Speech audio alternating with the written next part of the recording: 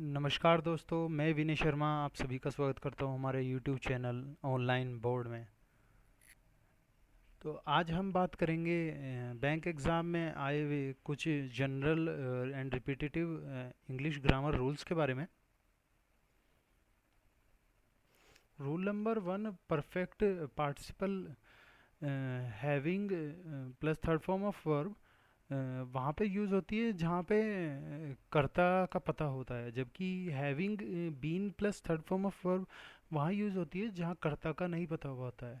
इसमें handy tips ये है कि अगर जो क्लोज है, क्लोज उसको बोलते हैं जहाँ पे सब्जेक्ट एंड वर्ब होती है। तो क्लोज में अगर पैसिव वॉइस होता है तो वहाँ पर having been plus third form of verb का इस्तेमाल होता है, otherwise third form of verb having plus third form of verb का इस्तेमाल होता है।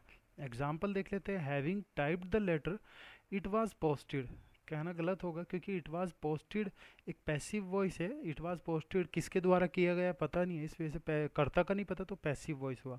तो यहाँ पे having been typed the letter it was posted कहना ज़्यादा सही रहेगा। दूसरा एग्जांपल देख लेते हैं। Having typed the letter I posted it, कहना बिल्कुल सही होगा।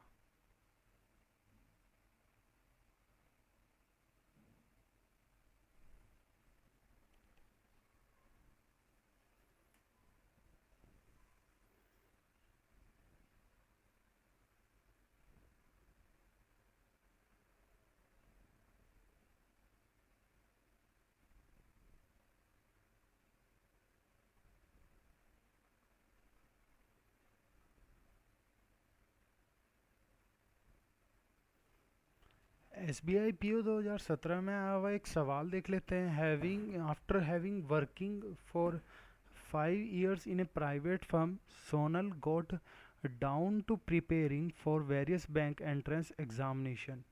इसमें जो ए और सी पार्ट है दोनों में ही एरर है। आफ्टर हैविंग वर्किंग के बजाय आफ्टर हैविंग वर्कड कहना ज़्यादा सही रहेगा। और जो सी पार्ट है इंस्टेड ऑफ प्रिपेयरिंग फॉर की जगह प्रिपेयर फॉर कहना ज़्यादा सही रहेगा, क्योंकि इसका जो क्लॉज है उसमें सोनल कर्ता का पता है, एक्टिव वॉइस है, तो इसलिए having plus third form of verb का इस्तेमाल हुआ है।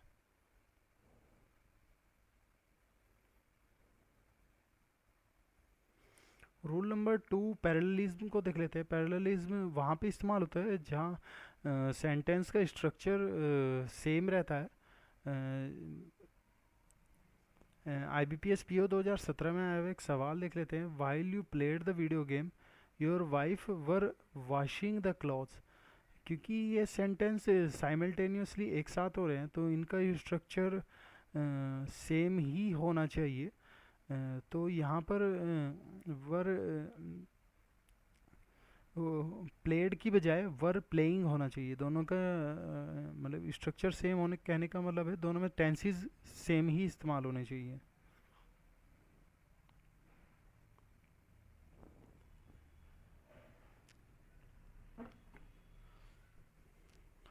Rule number 3, zero conditional sentences वहाँ पर इस्तेमाल होते हैं जहाँ जनरल ट्रूथ या एक दूसरी जो सिचुएशन है वो पहले पे डिपेंड रहे।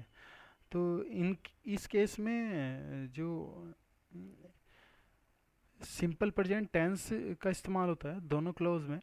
S B I P O 2017 में आया हुआ एक सवाल देख लेते हैं। If the alarm goes off the fire cracker factory will be engulfed in fire. तो यहाँ पे विल बी एंगल्फ्ड की बजाय इज़ एंगल्फ्ड इन कहना ज़्यादा सही रहेगा, क्योंकि दूसरे का होना पहले पे डिपेंड है। तो जीरो कंडीशनल सेंटेंस का एग्जाम्पल बन जाता है, इसमें सिंपल प्रेजेंट टेंस का इस्तेमाल होना है।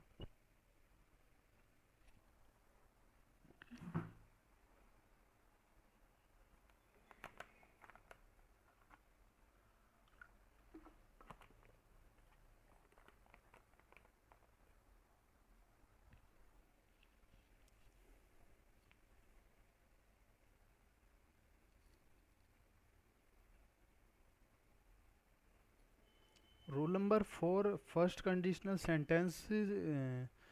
इसमें जो इफ़ क्लोज है उसमें संभावना को दर्शाता है जो फ्यूचर में हो सकती है, लेकिन कोई गारंटी नहीं दी जाती है। तो इसमें इफ़ क्लोज के साथ सिंपल प्रेजेंट टेंस का इस्तेमाल होता है, जबकि सिंपल फ्यूचर टेंस का इस्तेमाल मेल क्लोज के साथ होता है। एसबीआई क्लर्क 2015 में आया हुआ एक सवाल देख लेते हैं। If I win the lottery I would buy a new car. इसमें आई वुड बाय के बजाय आई विल बाय कहना ज़्यादा सही रहेगा, क्योंकि जो मेन क्लोज है वो सिंपल फ्यूचर में होना चाहिए।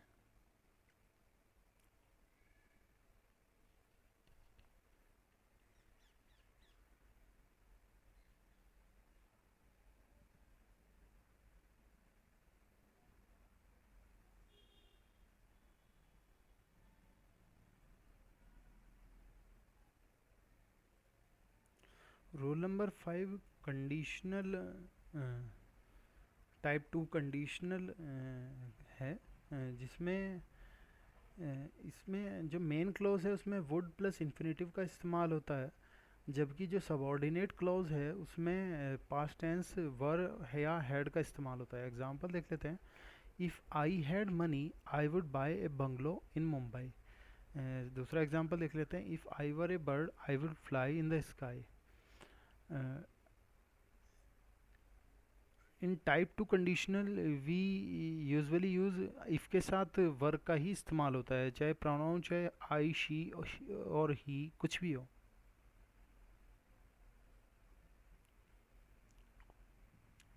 एक क्वेश्चन देख लेते हैं। Unless the manager increase the sales and revenue we will have to shut down the office. ये टाइप टू कंडीशनल का एक एग्जांपल है।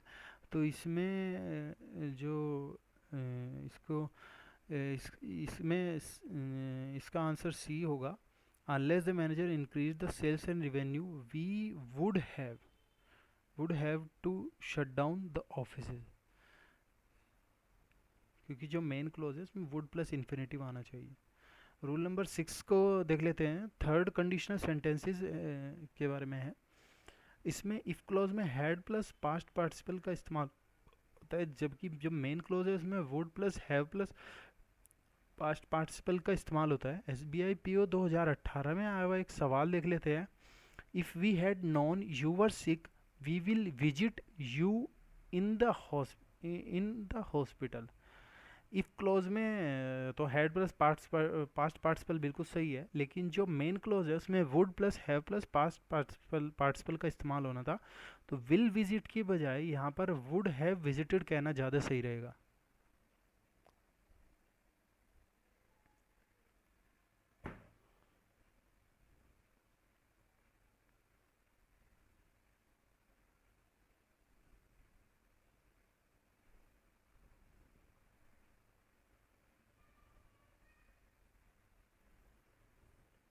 Rule number 7 hypothesis about present और फ्यूचर के बारे में है।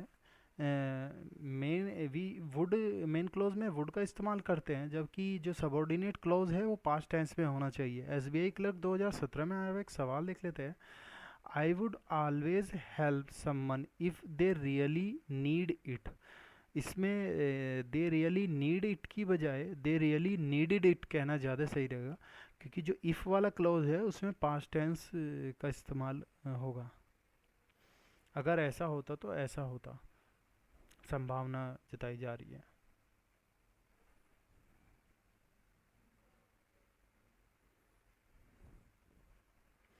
रूल नंबर 8 को देख लेते हैं, जहाँ पर विश या इफ़ ओनली का इस्तेमाल होता है।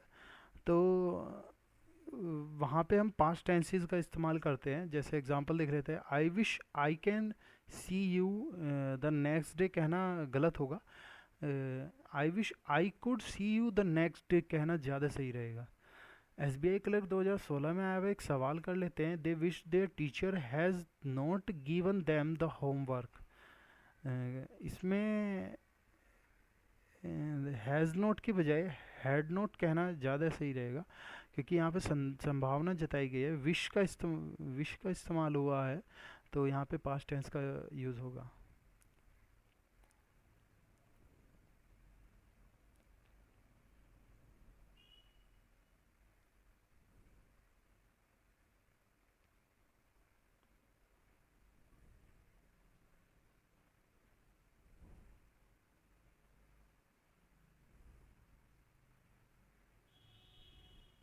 रोल नंबर 9 में हम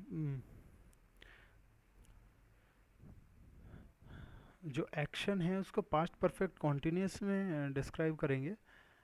जो हो रहा है मतलब जो प्रोग्रेस में है।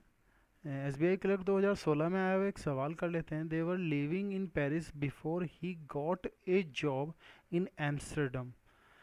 इसमें दे वर लिविंग की बजाय दे हैड बीन लिविंग कहना ज़्यादा सही रहेगा, क्योंकि पास्ट में ये कार्य जारी है। जब तक उसकी जॉब नहीं लगती है तब तक वे वहाँ पर रहेंगे। तो रूल नंबर 9 के अकॉर्डिंग यहाँ पे पास्ट परफेक्ट कॉन्टिन्यूस का इस्तेमाल होगा।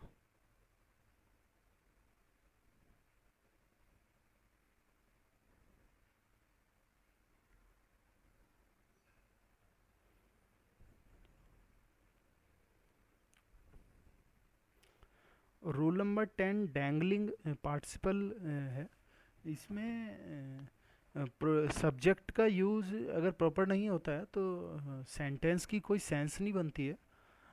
S B I P O 2016 में आया हुआ एक सवाल देख लेते हैं। Staggering with exhaustion and weariness after their long day in on the river, the boat was dragged into the shallows। यहाँ पर जो बोट है ये कहना चाह रहा है बोट को चक्कर आ गए और थकान के कारण। तो यहाँ पे जो सब्जेक्ट है उसका प्रॉपर यूज़ ना होने के कारण एक अलग ही सेंस बन रही है। तो यहाँ पर बोट की बजाय the rafters dragged their boat कहना ज़्यादा सही रहेगा।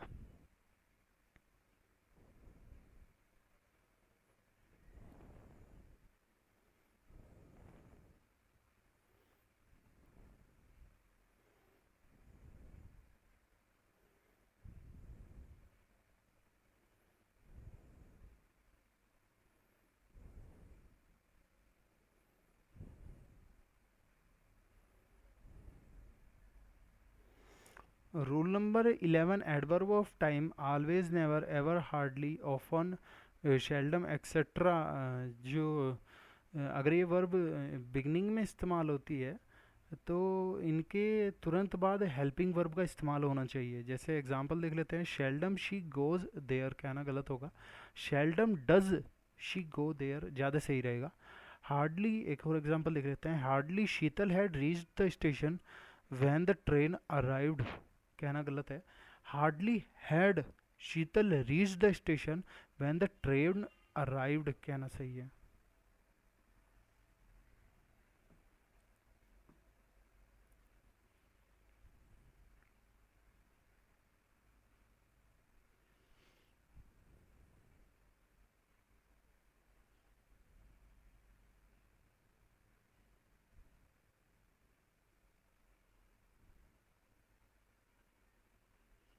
I B P S P O 2016 में आया हुआ एक सवाल देख लेते हैं। Hardly she had entered the building when the security guard called and informed her that she had left her car door open in the parking lot।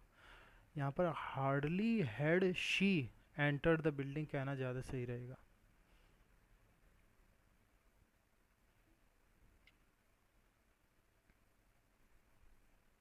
Rule number 12 देख लेते हैं। Adverb of past time like yesterday, एगो, last year, month. इनमें present perfect tense का इस्तेमाल करने के बजाय इसमें सिंपल पास्ट टेंस का इस्तेमाल होगा। I B P S P O 2018 में आया हुआ एक सवाल देख लेते हैं। If I have seen mister Manoj in the downtown Manhattan on my way to New York cafe yesterday but I cast my eyes down and look the other way. यहाँ पर adverb of past time yesterday के कारण scene के बजाय सी की third form of verb के बजाय सी की सेकंड फॉर्म ऑफ वर्ब का इस्तेमाल होगा। सीन के बजाय सा का इस्तेमाल होगा।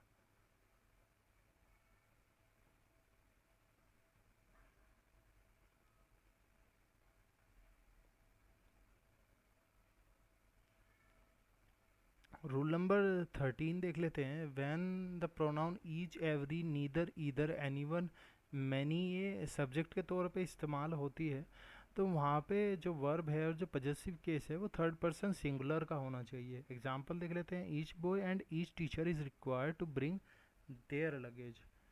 गलत, ये कहना गलत होगा। Each boy and each teacher is required to bring his luggage, कहना ज़्यादा सही रहेगा। S B I P O 2019 में आया हुआ एक सवाल लिख लेते हैं। People have the freedom of speech and expression but at the same time each of them have to remember their fundamental duties.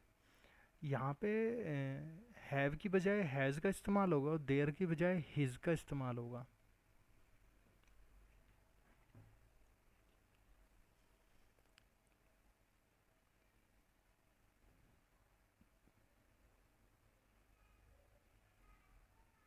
Rule number 14 देख लेते हैं। कुछ प्रोपोजिशन फिक्स्ड होती है जिनके साथ जैसे equipped with, accustomed to, addicted to, acquainted with, abide by. एक एग्जांपल देख लेते हैं, क्वेश्चन देख लेते हैं। The battery operated scooter equipped on lithium ion batteries that provide it with a longer life as compared to the conventional anion is a good alternative। यहाँ पे जो बी पार्ट है, इक्विप्ड ऑन की बजाय equipped with कहना ज़्यादा सही रहेगा।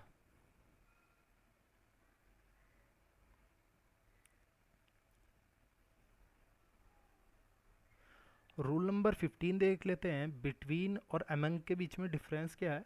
बिटवीन दो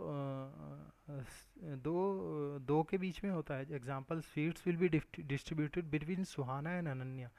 अमंग दो से अधिक के बीच में होता है। Example, sweets are to be distributed among them.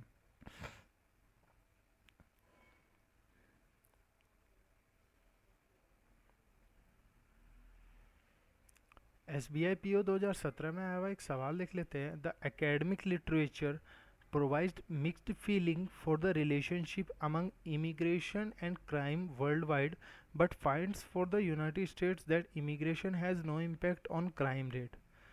इसमें जो सेकंड पार्ट है, for the relationship among, among के बजाय यहाँ पर between immigration and crime world wide कहना ज़्यादा सही रहेगा।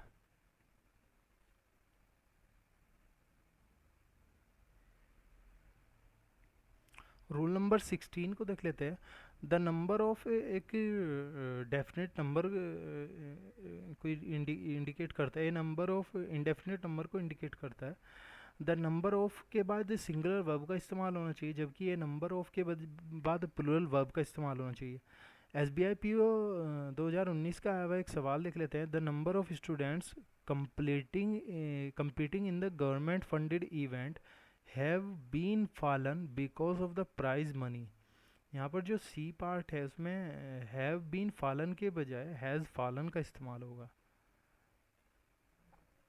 क्योंकि द नंबर के बाद सिंगुलर वर्ब का इस्तेमाल होता है।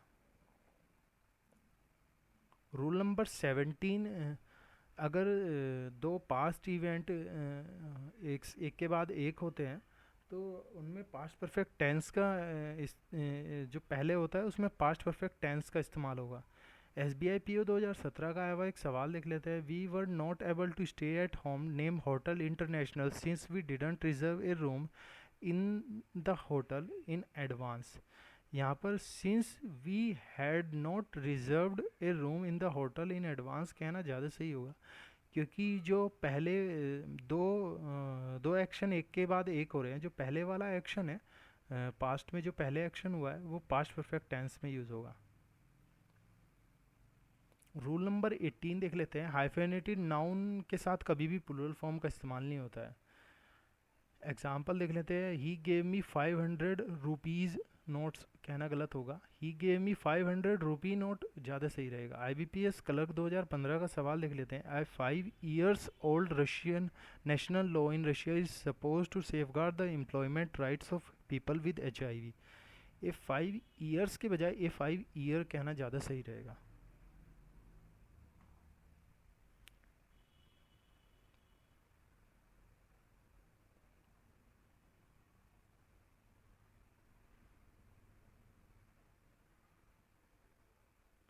रूल नंबर 19 देख लेते हैं। Who, whom and that.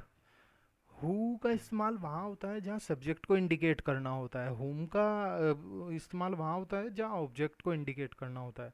I B P S P O 2007 का एक सवाल देख लेते हैं। They demanded a huge ransom to return the little boy who they had kidnapped. यहाँ पे जो ऑब्जेक्ट है वो बॉय है, तो हु जो है बॉय के लिए इस्तेमाल हुआ है, इसलिए हु के बजाय होम का इस्तेमाल होगा, home they had kidnapped.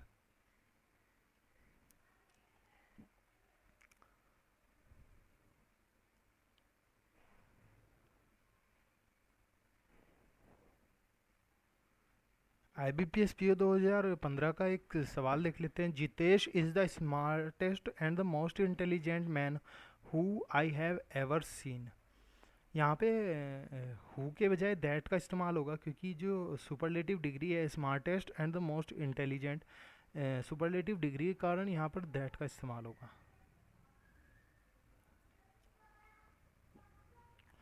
Rule number 20 ये कहता है अनटिल एंड अनलेस अगर कहीं पे इस्तेमाल हो रहा है तो अपने आप में नेगेटिव होता है, इस वजह से यहाँ पे नोट का इस्तेमाल नहीं होगा। IBPS क्लर्क 2016 का एक सवाल देख लेते हैं। The woodman stayed on the fire until the flames didn't leap high and the sparks flew out of the roof hole. यहाँ पे द फ्लेम्स डिड नॉट का इस्तेमाल नहीं होगा, द फ्लेम्स लीप्ड हाई का इस्तेमाल होगा, क्योंकि अनटिल अपने आप में नेगेटिव होता है।